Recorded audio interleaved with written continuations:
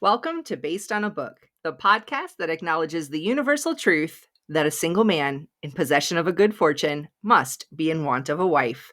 I'm your host, Crystal, and I volunteer as tribute.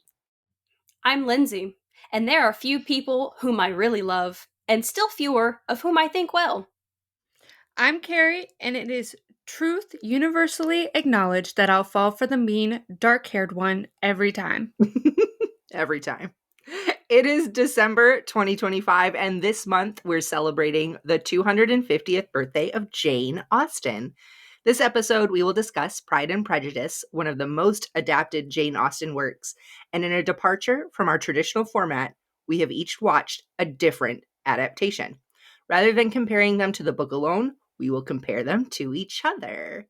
But before we dive into that, let's talk about our beloved Jane. Although Jane only ever had 6 completed novels, they have remained relevant across centuries. Her works have been adapted countless times into plays, movies, and television shows. They've inspired tons of fan fiction, been the centerpiece of numerous book clubs, and encouraged conversations all over the world even today. With all of the information about Miss Austen and her works, what did you guys discover? Any shocking details we should know? I know Lindsey probably did a deep dive. What do you got? I learned that her novels were published without her name on them, and her first book, which was Sense and Sensibility, was published under the name A Lady. Just a lady. I love A that. lady.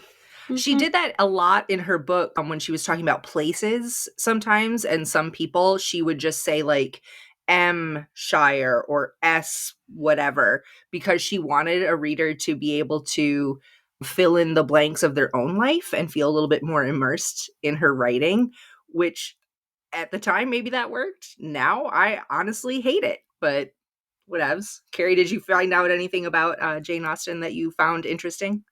Well, I really love the movie Becoming Jane. I don't know if either of you have seen that. Yes, love it. I'm obsessed with that movie. Seen it a million times. Sometimes I just watch it just to feel something. Okay. And it has our girl, Anne Hathaway in there. I If you've seen that ending, it's pretty emotional. Mhm. And I didn't know how much it maybe this is kind of silly to say, but I didn't know how much it really aligns like with her actual life. Mhm. And because I figured they took like a lot of liberties with making that film. And I didn't know that she never actually got married. Mm-mm. And Nope, then she was engaged once, but only for a day. for only a day. And I didn't know that. So I did learn that, which is really interesting. I read that too. Mm-hmm. I really love that she's one of 8 children, I believe, the 7th of 8. And her father was in the clergy and actively encouraged his children to pursue their own passions, Mm-hmm. which I think is really awesome because I think we do see that a little bit in Pride and Prejudice, even in Sense and Absolutely. Sensibility, in a lot of her works, where a woman is encouraged, a young lady is encouraged to, not necessarily pursue society so much as pursue her own pleasures. I think it's really awesome. Yeah, for sure. So let's get down to business.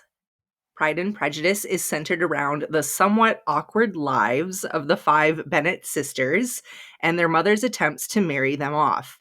Set in Georgian England, our story is filled with social class distinctions, which set the stage for scandalous romantic entanglements, many faux pas, and general gossipy goodness, which we all love.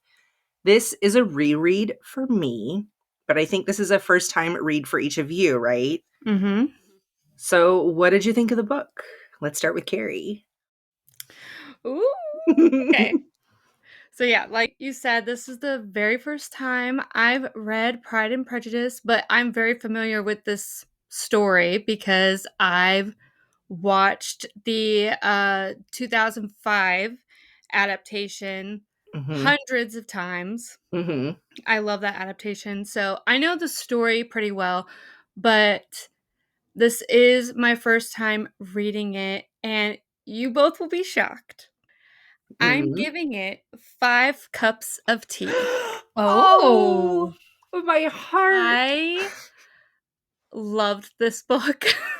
I adored this book. I thought it was so, so good. I like this is honestly probably one of my biggest accomplishments, like reading accomplishments for the year. Mhm. And I think also because I know this story very well, and it, I mean, shocker, Carrie liked, classic, like that's insane. Okay. I'm Uh, shocked. Also my very first Jane Austen, never read a Jane Austen before. And I don't know, I just loved everything about this. And I really did like a very big like deep dive. Thank you Storytime for Grown-ups podcast for helping me through this. It really helped me dive into all like the backstory of it and everything. Like people say I feel like a lot of people say there's not a lot going on in the story, but I feel like there actually is so much going on in the story. Mhm. Like the characters are so energized, and their personalities are like very unique between each other, representing like a whole range of personalities. There's love, there's heartbreak, there's elopements, there's navigating society and etiquette for women and men, and different social standings. I really loved it. I can't believe that, but I loved it. That is so exciting. Lindsay, what did you think? Okay. Uh-oh. So let me bring it down. I'm just kidding. No, I had read some of this book in high school, but this is my first beginning to end read on my own. And as we all know, this book was written in like the 1700s, 1800s, so the language is obviously a little hard to comprehend. But the story is great. Overall, the story is great. I love the romance. It makes me giddy. The tension between Elizabeth and Mr. Darcy, I live for it. It's beautiful. I love it. So I gave this one 3 proposals. I love it. Well, I'm not going to keep you in too much suspense. I give this a solid 4 turns about the room. I love all of Jane Austen's works. Sense and Sensibility is by far my favorite, though. And this one I feel like moves a little bit too slowly for my tastes. I think the story kind of drags at times. And it's like Carrie said, there's a ton going on. There's a lot here. And the more you start to realize is there, the more I feel like it almost pulls from the main storyline. Um, Having said that, I reread this all the time. I don't think it is Jane Austen's best, but it is, I mean, even Jane Austen's worst is still amazing. So I'm I'm pretty excited. Um yeah, I think the characters though are a huge part of why, and the storylines are a huge part of why I love all the adaptations so much, because I think a lot of them leave out those little tiny extraneous things that do pull away, so we get that centralized core plot and storyline a little bit better. So let's take a look at what each of us watched. I watched the 1940 film adaptation starring Greer Garson as Elizabeth Bennet and I can't wait Lawrence, to hear about this. I know, and Laurence Olivier as Mr. Darcy. This film was based on a stage adaptation, which makes a lot of sense considering the limitations of recording at the time. All of this was filmed on sets. The screenplay was written by Jane Murfin and Aldous Huxley, a name that most people recognize for his contributions to satire and science fiction. So I was really excited to see how this one went. Carrie, what did you watch? I watched for the very first time the 1995 BBC miniseries adaptation of Pride and Prejudice because I already watched the 2005 movie before. And yes, I did watch it again because I just had to. This is a 6 episode mini series, which is like about 55 minutes each for each episode. Produced by Sue Birtwistle and directed by Simon Langton. Pretty popular success as it stars Jennifer Ely as Elizabeth Bennet and Colin Firth as Mr. Darcy, who continues in his Pride and Prejudice journey with Bridget Jones' Diary. Mm-hmm. Mm-hmm. Lindsay, what did you watch? Okay, so I watched the infamous 2005 film Adaptation, directed by Joe Wright and starring Keira Knightley and Matthew, I don't want to say his name wrong, McFadden. This movie is actually set in 1797, which is the year that Jane Austen wrote the first draft of Pride and Prejudice. And usually, most adaptations are set in 1813, which is when she revised and finalized Pride and Prejudice. And Joe Wright did this because he didn't like the gowns in the 1813 era. So, interesting. I mean, that's fair. Yeah. That's fair. So we're about to dive into the important stuff. If you haven't read or watched any variation of Pride and Prejudice, this is your opportunity to stop and go do so. But if you're still with us, maybe we can convince you to watch one of these adaptations. Let's start with the characters. Most adaptations leave out a lot of the side characters, like Mr. Bingley's other sisters, or all of the Lucases outside of Charlotte and her mother. Did any of your adaptations leave out anyone you were surprised to see missing, or add someone that wasn't in the book? Mine left out the basics. The most common characters were all there. Pretty standard stuff. I think when I was watching, like, there's like this whole like little tiny documentary about the making of the BBC series, and it was the producers' like main goal of actually making this very close to the book. That was a big goal of theirs, and they left in a lot of side characters. Oh, it's awesome. They have both sisters, both of Bingley's sisters. They have, I mean, there's a lot of side characters up in here, so there's so many. Yeah, there's like lots of aunts, lots of uncles, but they leave in, I believe it's like the first set of, there's like, isn't there 2 aunts and uncles in here? The first set of aunts and uncles, I'm forgetting their names. I don't remember either, honestly. that Mr. Collins is playing cards with and stuff. They leave them in there. There's like a lot of side characters that they leave inside this whole BBC series, which I thought was really cool. Yeah, was there anybody in the book, Lindsay, that wasn't? Like, I know there were a lot not in your adaptation, because I think we've all seen your adaptation. But were there any in the book that you wish you had seen? I can't think of anyone in particular. I did read that, and I can't remember which sister it is. I did read that the director was going to leave out one of the Bennet sisters. And I can't remember if it was Mary or Kitty. Interesting. He was convinced to leave her in. I'm so glad, because they really do play off each other. We need all 5. Yeah, that's like a necessity. Because they all kind of, like I said before, they represent like a different personality.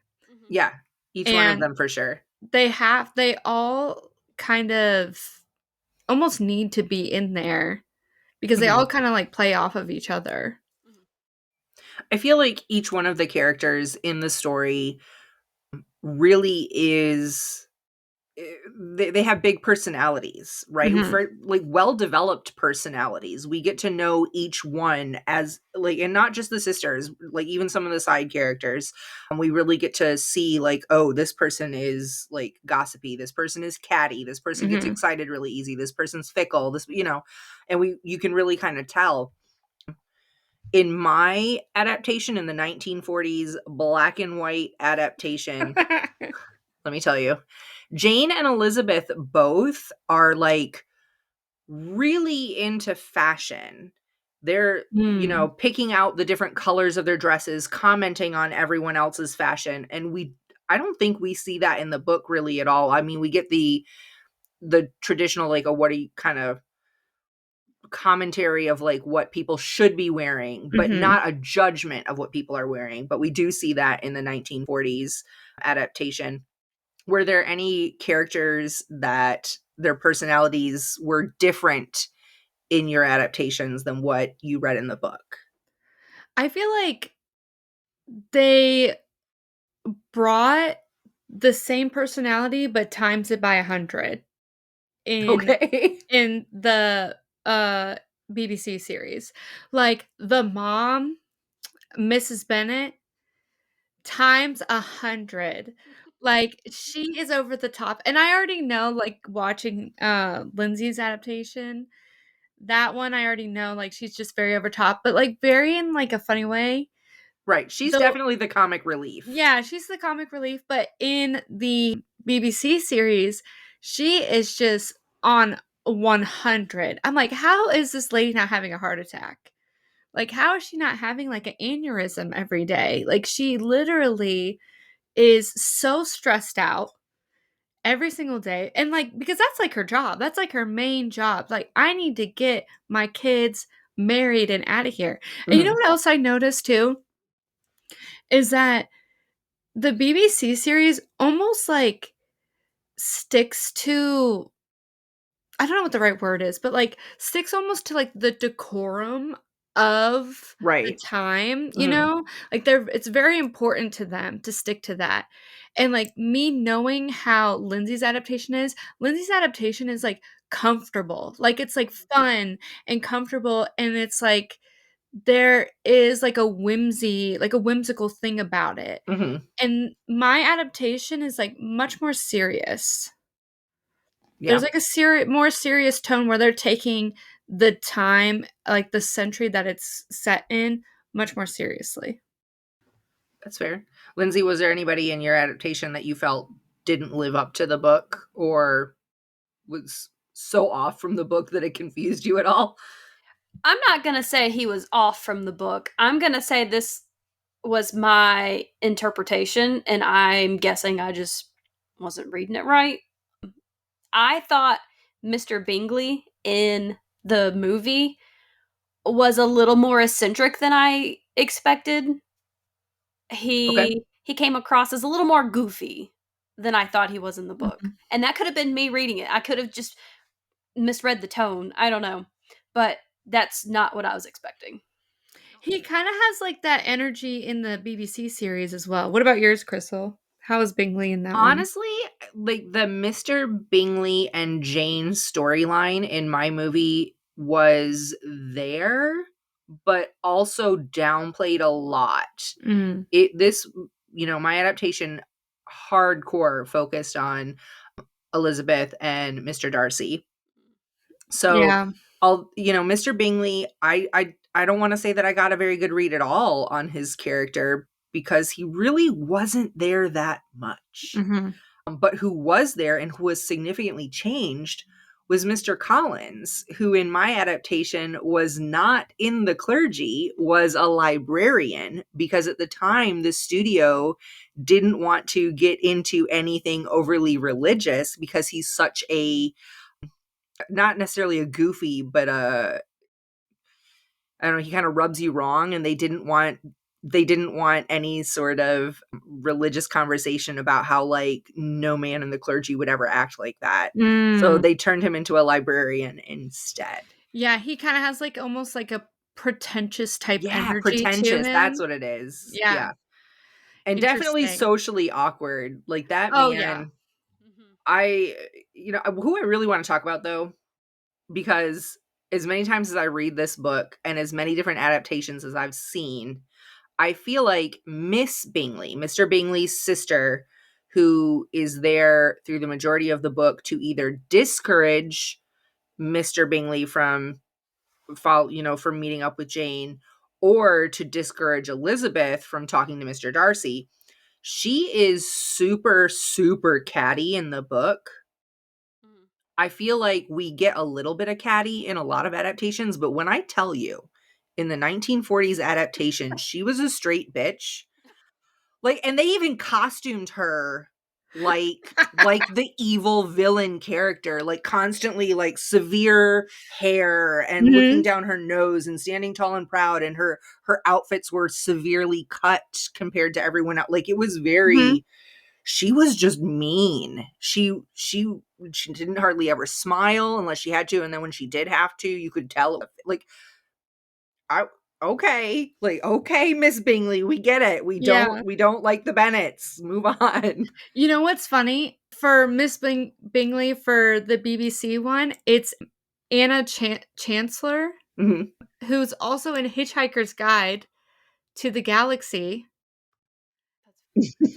and I recognize her immediately, and she has, like, that, that attitude, like looking down on everyone kinda thing, and she does have that, but it's funny how you say, like, they definitely push on the costumes on this entire adaptation, where she is over the like, very dressed over the top, like, she's got feathers, like, she's the only one with these giant feathers in her, like, headdress or whatever, and, like, on a hat or something, and, like, everyone else, like, you could tell, like, the Bennets, they have, like, a more, like, almost, like, warm tones or, Mhm. like, more, like, comfortable looking and not so They're more humble. yeah, more humble looking, and, like, she is always dressed to the nines of something, like, something is on her head, something is coming out of her chest, like, I don't know, like, something crazy's going on. Lindsay, I you have what is her name? She plays, Beth in that one show, that That one that cowboy everybody show. loves. Yeah. What is that That cowboy show? Yellowstone? there you go. Oh, yeah, I've never seen Yellowstone. Yeah.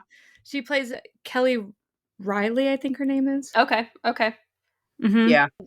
There's Kelly Riley, she was Caroline Bingley. At first, I thought you were gonna say Tallulah Riley. I was like, "That's Mary Bennett." Wrong Riley. Yeah. Wrong, Riley. No, Miss Bingley, I think, is really like one of those pivotal characters because she does push the story along a little bit. And I think that in the book it's pretty well done, but it, you know, we we have Jane sitting here asking, giving everyone the benefit of the doubt, whereas Elizabeth right away is like, no, I don't like her. And that is the Jane and Elizabeth are very much opposites of each other in that way. But what do we think of the three sisters in our adaptations? The little sisters, Mary, Kitty, and Lydia. We have such incredible dynamics, within them. Lydia being the wild one, Mhm. Kitty constantly following after Lydia and doing basically whatever Lydia does. And then Mary, who's kind of the like quiet, I'm going to read and play the piano, and I don't want necessarily the wild spotlight of my sisters. Do you feel like in my adaptation they were there again, but there was so much focus on Elizabeth and Mr. Darcy that we don't get as much of a well-developed character for anyone other than a little bit of Lydia. And then Mary, we see she's the only sister in my adaptation that wears glasses. Like they really tried hard to make her look homely Mhm. compared to the other sisters. But other than that, we don't get to see too much of them. What about in your adaptations? Yeah, mine I think that they played their part really well. I think Mary in mine is wearing glasses as well. I'm pretty sure she is, unless I just made that up. But Mary, she looks so much the way that they were doing her outfits and making her look, she looks so much older than the rest of them. I think she's supposed to be in the middle, I think. Yeah, but Lydia she is looked the youngest. no, she looked way older. Like, Oh. she actually looked strangely older. Like, I kept talking about it, and I was like, "Why are they making her look like this?" And she just, like she was, like, cracking me up the whole time. I really like Mary. And Kitty and Lydia, over the top. Lydia is super over the top, and I like that the show because we have, like, a 6-episode series, so we can actually pull out this Lydia Wickham story a lot Mhm. more, and that's represented way more in this miniseries. So we actually get to see more of Lydia's personality and also like Kitty and Lydia's like super close relationship. Lindsay, what about the sisters in yours? They were super background, not really there. Obviously, Lydia is at. I just keep wanting to call the actress Joanna Mason. I know that's not her name. It's We just did just see her as Joanna Mason. So. right. Yeah. Right. There was a scene when I think it's Mary, she's playing the piano, and Mr. Bennett approaches her and is like, "Okay, you've had your turn. Let someone else So have the spotlight." that scene was in my adaptation too, which I was kind of shocked to see because I felt like if you're going to leave anything out, that's probably going to be the one, but it was there. And I really like that because it kind of shows Mary as I still want people to talk to me and people to get to know me. I'm just not sure how to go about all these other steps of conversation and socialness. So I'm going to put myself out there this way. I And liked the way they did it in my adaptation because it wasn't front and center. It was very background as Elizabeth is passing through the room. But yes. it's just loud enough that you hear Mr. Bennett, and I thought it was perfect. It was beautiful. Also, Donald Sutherland as Mr. Bennett in your adaptation. Come on. Come on. Perfect. Love Right? him. That cast is packed. That It entire is. cast is insane. I'm so jealous. That's such an amazing cast. Like, don't get me wrong. My 1940s movie had a packed cast for 1940. When you were sending pictures, I was cracking up. You Little guys Bo keep Peep. talking about these costumes and the outfits, and legit I like at one I was I can watch Pride and Prejudice. Not everything that we watch is family friendly on this podcast. And so sometimes I have to wait until my young one goes to bed to watch things. But I didn't with this one. I turned it on. It's Pride and Prejudice. It's family friendly, right? And I turned it on and he looks up and he goes, "Is that little Bo Peep from my song?" Because they're wearing these giant fluffy ruffled hats and fluffy ruffled, like they're Oh, so only good. missing the little shepherd hook. That's the only thing missing. It's hilarious. Oh my gosh, that's These amazing. costumes were out of control. But again, this is all set on, it was based on a stage play. So, it's all on sets. Also, costumes were larger because they Mhm. needed to make more of an impact on screen. And it's in black and white. So Yep. they needed to have a little bit more oomph to a lot of these costumes. Mhm. But boy, was that a shock to the system. So Yeah. Yeah. I lost where I am in my list. Also, okay, so I really want to talk about Mr. Collins Okay. because Mr. Collins is mine. He like I think of him like I think I just picture him in Lindsay's adaptation as like he is like pretentious and he is kind of like this like strange person, this strange character, and it's kind of like also in Pride and Prejudice as well, but he's kind of also a little funny in Pride and Prejudice, as in like he's the guy that we kind of make fun of because he Mhm. says things that you're not supposed to say. You know what I mean? Mhm. And it's kind of like that too. And in the BBC adaptation, I just did not like him at all. Like he wasn't hitting like the comedy part. Aw. Like he wasn't being like kind of goofy, and I like wanted him to be a little goofy. We got him so goofy in the 1940s version. He kept just looking at any part of society that he thought was like high society, good society, and he would be like, the condescension. The condescension. Lady de Burgh and Rosings at the condescension over and over. It was always at like the weirdest time. So it had me cracking up. Oh my gosh. He was so good. Lindsay, what did you think of Mr. Collins? So it's Tom Hollander in the 2005 movie, and I'm watching it and I was like, why does he look so familiar? I literally just watched him play Alfred Hitchcock in The Monster, the Ed Gein story. I was Mhm. like, oh yeah, that's where I just saw you. Mhm. Creepy. Yeah. My What favorite a part though, he walks up to Mr. Darcy at the ball to get Oh his my gosh. attention.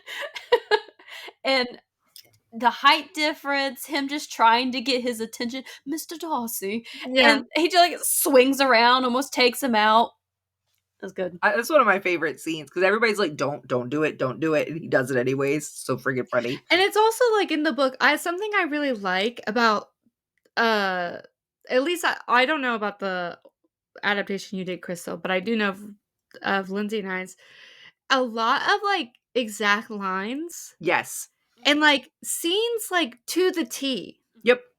And I think that's something that's like really cool about just like a Jane Austen adaptation in general. The fact that they're trying to do specific iconic scenes exact Yes. is really cool. I love that Had so a lot of much. that too. But before we talk too much about scenes, I want to talk about two more characters that are my absolute favorite. And I know that we're going to have a lot to say about Miss Elizabeth and Mr. Darcy. So my Miss Elizabeth, again, Greer Garson, she is absolutely freaking gorgeous. But in my adaptation, she is a lot more I don't want to say talented or well-rounded. You know, they talk about in the book and in a lot of the adaptation, you know, there's that one scene where she's talking to Mr. Darcy and Miss Bingley and Mr. Bingley about what it takes to be an accomplished woman. That scene is in my movie, but also the Miss Elizabeth in my movie is accomplished. Like, she's very skilled at a lot of random talents. And so it's kind of like, wait a minute, why how are you the humble Miss Bennet who, you know, doesn't do a ton of stuff but loves to read when you're over here playing the piano beautifully and everybody loves it? There's an archery scene and she's like, and yeah, Hello. I tell you, it's weird. Like, so it's like she's super accomplished. Uh-huh. And I thought that was really weird. But I will say, Laurence Olivier is Mr. Darcy. Like, oh, I was in love. I was in love. I might have a new favorite Mr. Darcy. Oh. Yeah, I know. Oh. I Oh know. no. What about you guys? You go first, Lindsay. Well, everybody knows mine. Mm-hmm. Obviously, Mhm. Keira Knightley, wonderful. I know she almost wasn't cast because the director thought she was too pretty, but I think she's perfect. I think she did really really well. And then obviously our beloved Matthew as Mr. Darcy, Yeah, Mm-hmm. yeah. fantastic. So good. So freaking good. Carrie, what about you? So Jennifer Ely as Elizabeth, amazing. Colin Firth as Darcy, great. I think that compared to the book, he obviously, I think this is kind of like in all adaptations, probably playing a much larger role in the story. They definitely push the Darcy Elizabeth thing Mhm. way more in the adaptation than they do in the book. But that's why we love it so much. Mhm. The tension, great between these two. They were actually dating Oh. while they were filming, by the way. Oh my. So that was interesting. But okay, so I want to talk a little bit. So Jennifer Ely did a great job. Love her. Honestly, like the chemistry between them was great. I need to talk about Colin Firth as Darcy for a second. Okay. Okay, okay. He, the way that this man, okay, first of all, he didn't want to do this. Like, he actually did not want to do this at all. He had no desire to do this, and he was convinced to do this character, which is so funny because he continues to do this in Bridget Jones' Diary. Right? But he did not think that he would be good at it. He thought that, like, Pride and Prejudice was girly. Like, he didn't want to touch this story. And then someone convinced him, and this, like, made him become the heartthrob that he was Yep. this exact adaptation. And so I'm like ready for this story, right? Because I know who Colin Firth is. You know, I love him. So I'm like ready to see where it all started. And I'm like low key cracking up because he is like so like in his feels about everything. Okay. So like he is so extra in this. And the way that this man's, I don't know if you've, how long ago you've watched this, if you have seen it, or if you haven't seen it, you need to go watch it. Because this man, all he does is stand in a corner and stares. He just stares people down. And that's the way he gets you to fall in love with him. And it would probably work on me, okay? But he literally just stares them down. I was like talking to the people I was watching with, I was like, you just put some horror music behind this, scary music behind this, and you could turn this into a horror movie. He is staring them down. And he's staring down Elizabeth to the point that it's getting a little scary. I'm like, blink. He's Blink, moody. please. Somebody blink. I'm scared. I'm getting frightened. Like, you need to blink.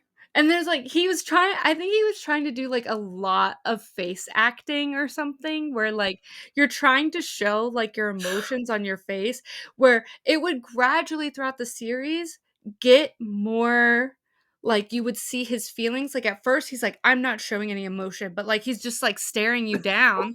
But then eventually, like throughout the series, you would like his face would start to soften as he's still staring you down.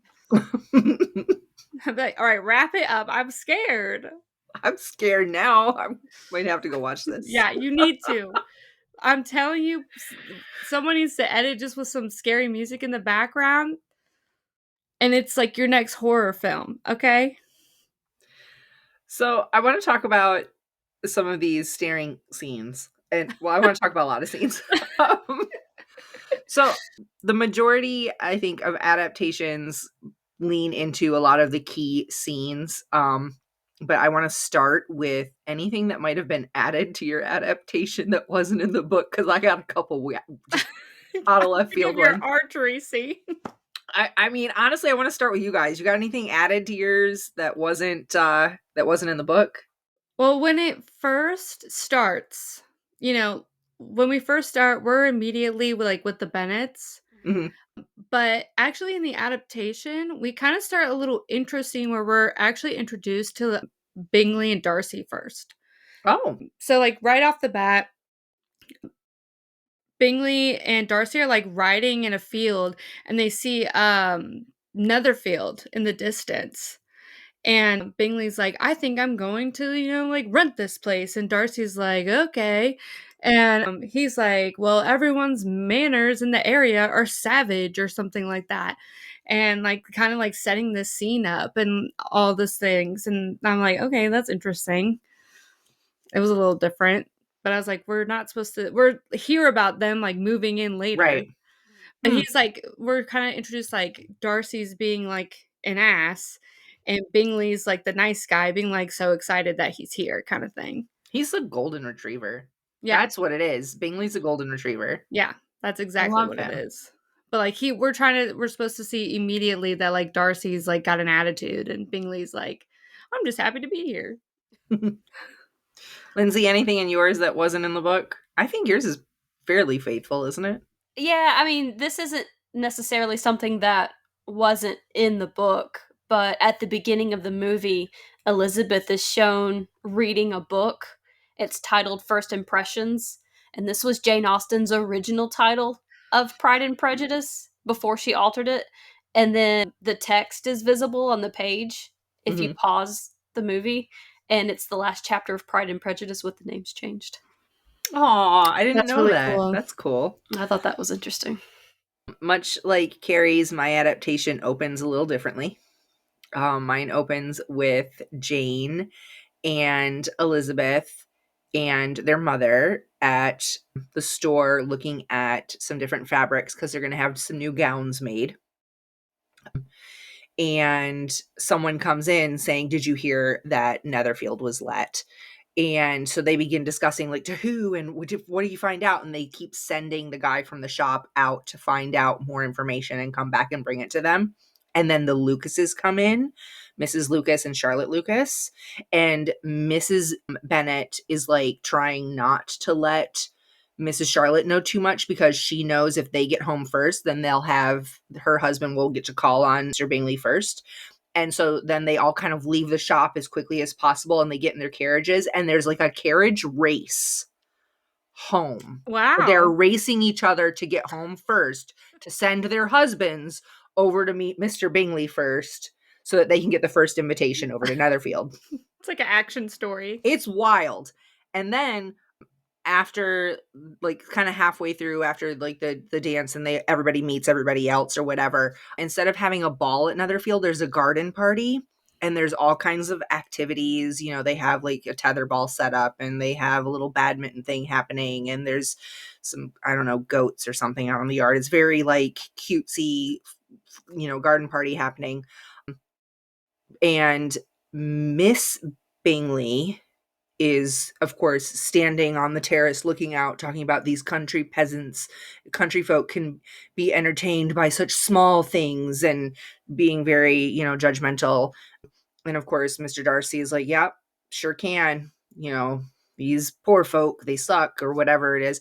And then he like finds Miss Elizabeth out by the archery section of the garden party, which I've been to a handful of parties, you know, like outdoor picnic type things. I've never had like archery, that one, but all right. And he's like, do you know how to shoot? Let me show you. And she's like, got it. And she like hits the bullseye like 4 or 5 times, and he's all like, well, I should, like, he tried to mansplain archery to her basically. I don't remember that in the book at No, all. that was not in the book. I'm over here like, what is happening? It's different. It's different, but I'm okay feel with like- that. I feel like they took the Elizabeth from Pride and Prejudice and Zombies. Oh, Oh, there you go. there you go. We'll That'll be get to that week. next week. Hold on. Yeah. Wait, I have a crazy thing I want to say. Okay.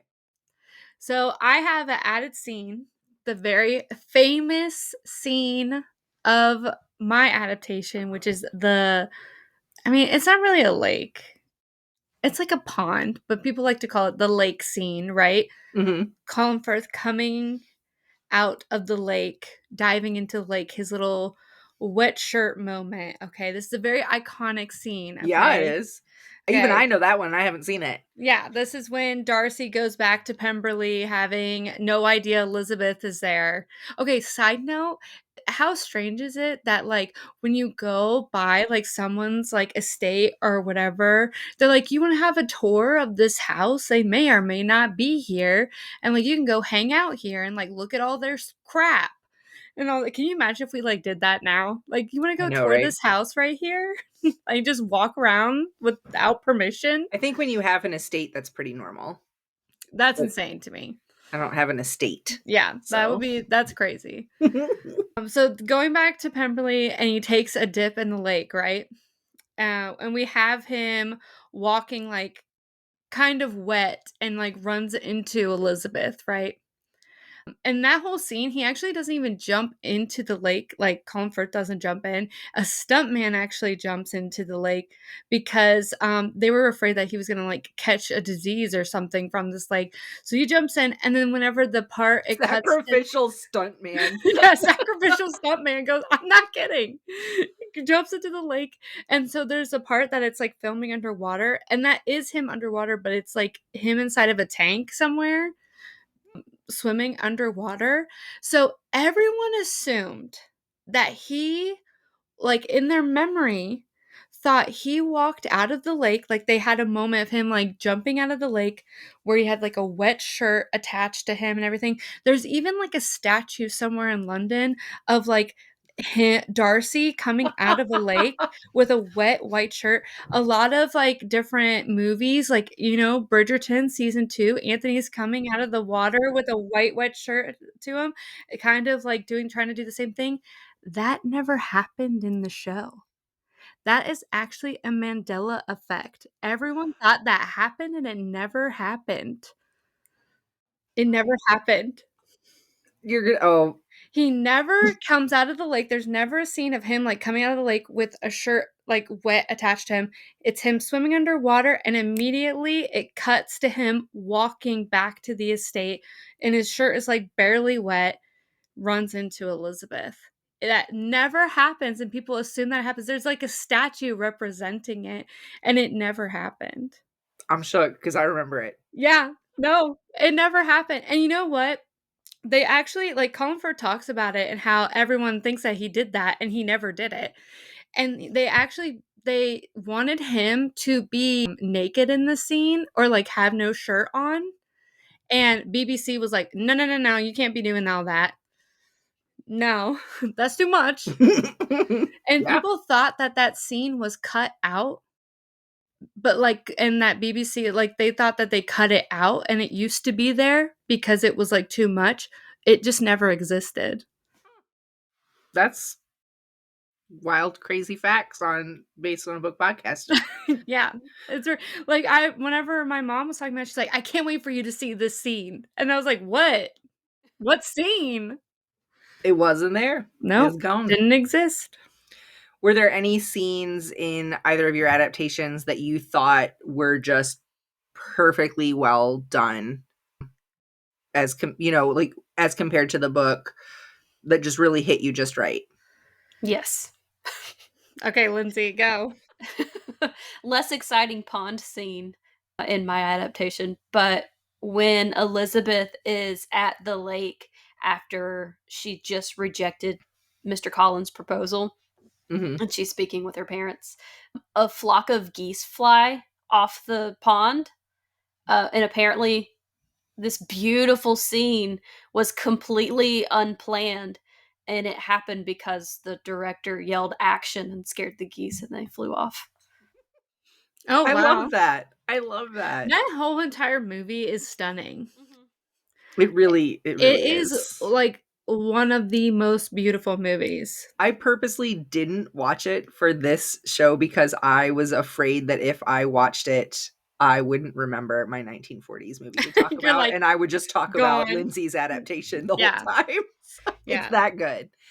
I mean, I really wanna compare the first proposal and then, like, the final proposal between Mhm. Elizabeth and Darcy. Because my first proposal, you know, when he comes in and he's like, "Against my better judgment and, like, everything that I've ever thought, you know, against, like, you know, what I should like because your personality sucks and your family sucks. I love you." Yeah, I love, like, that whole scene. Like, honestly, mine was very close to the book. mine was really faithful to the book. Yeah. I Obviously, know mine was Lindsay. beautiful. Yeah. In the Yep. pouring rain, beautiful.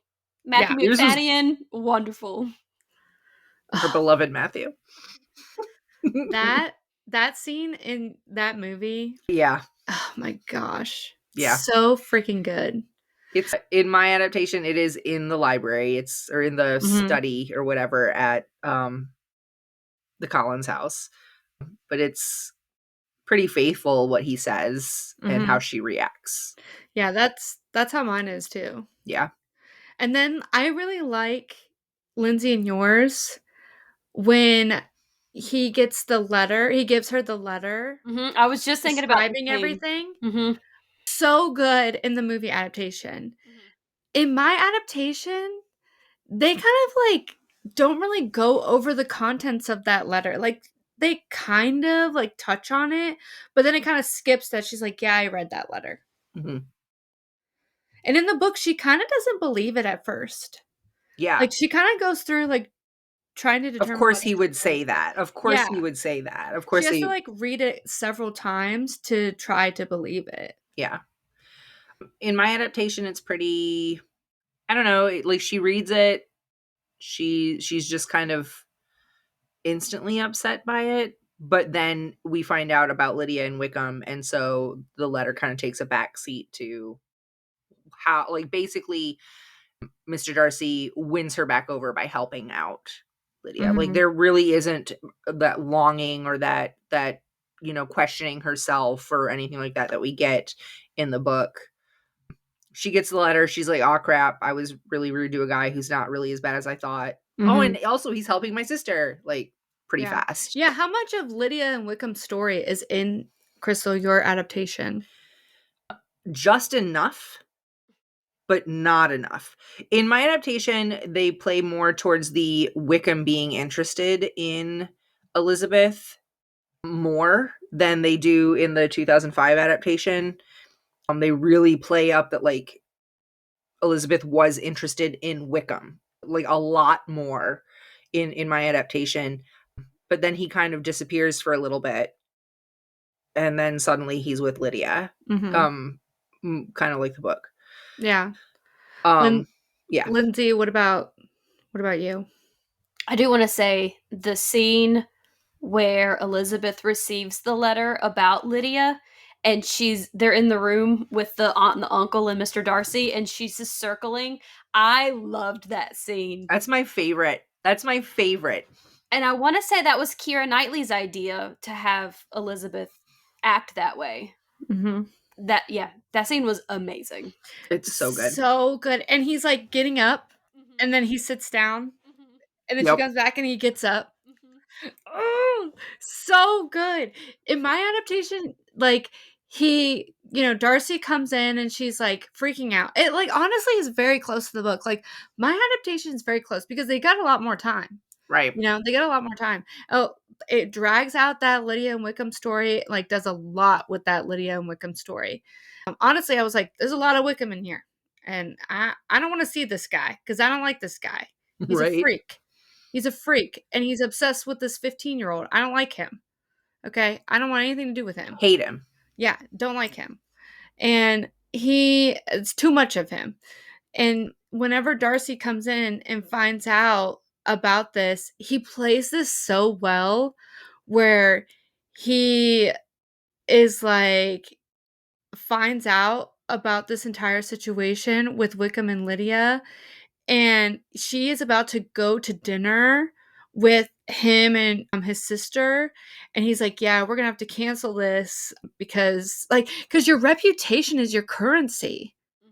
Yeah. Which is that's crazy. Like your reputation is your currency, and one little minor Especially detail, to a very poor family. Well, yeah, they're not a super poor family, but they don't have anything to inherit. And as Yeah. soon as their father dies, they will all be homeless. yeah, yeah, And that right off the bat means that they only have their reputation left to fall on. yeah, exactly. So like, if that So Lydia's gets over here screwed, ruining it for their whole Yeah. family. so that gets screwed, and everyone is screwed, and like also people that can get screwed, like Mm-hmm. that you hang around these people, you could get screwed, Oh, which is messed up. there's one line I want to know about that was in my adaptation. I know it's in Lindsay's, but I wondered about yours. Is after Mr. Collins proposes to Lindsay, and Lindsay to Elizabeth. I was like, Lindsay. After Mr. Collins proposes to Elizabeth and she turns him down, and then they, Mrs. Bennet runs to Mr. Bennet and is all like, make her do it.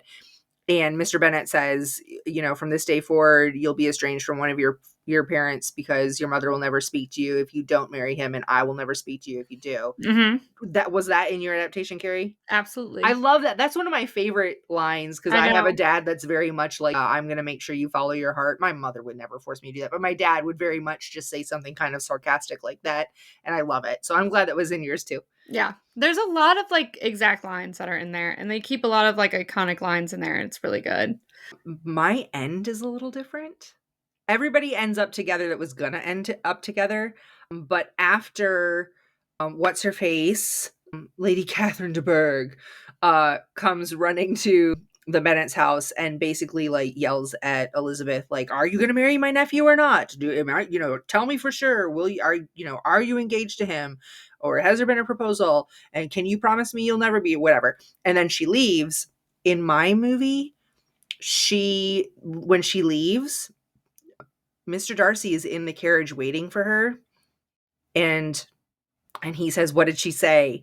And Lady Catherine is like, she's the finest woman. I told her that I could take away your inheritance, and she still refused to say that she wouldn't marry you, and said that that would be no deficit to your character. And she, and they like played it off like Lady Catherine was like testing Elizabeth. And then Mr. Darcy goes running in and basically tells her, I sent my aunt in here to test the waters for me to see if there was any hope left.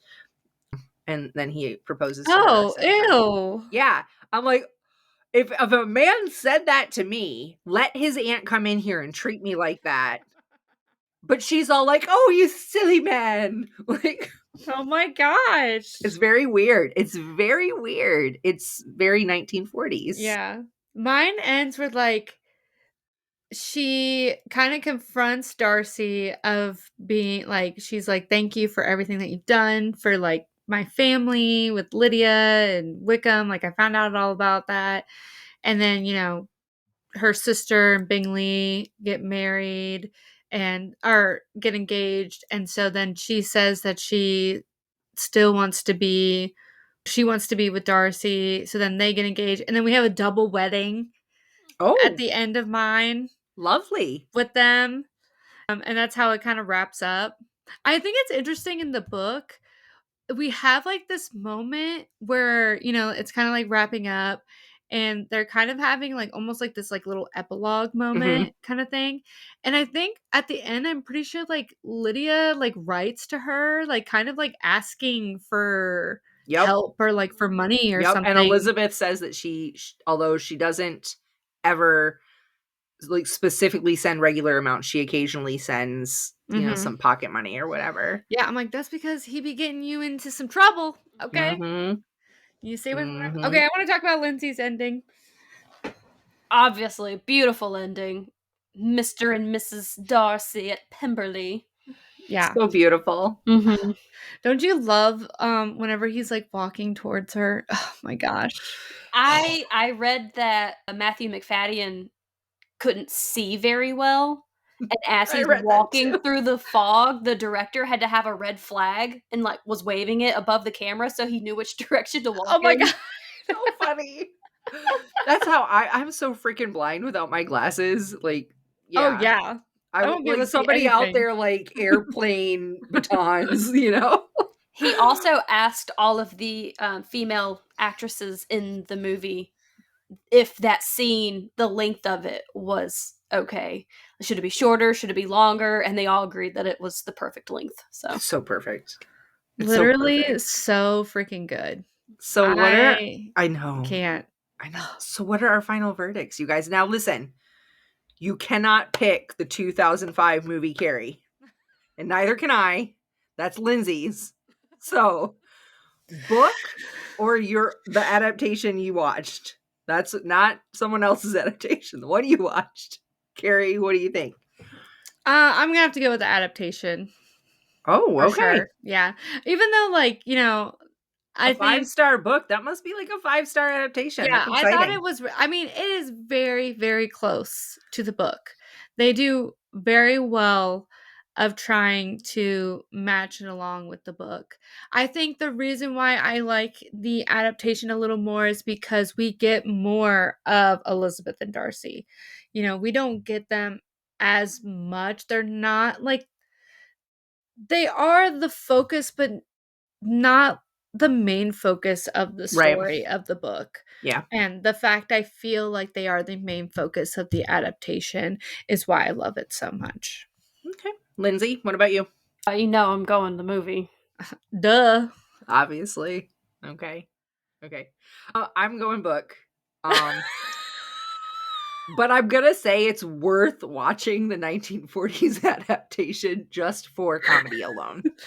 I mean, It's I 2 hours understand. long. It's 2 hours, but it's worth watching I just don't know why I keep to laugh. picturing that. What was that musical that we covered? Like, 7 Brides for 7 I Brothers. keep thinking that. Well, there is dancing in my adaptation as well, but not it's not. There's nobody sing. Well, no, Mary sings.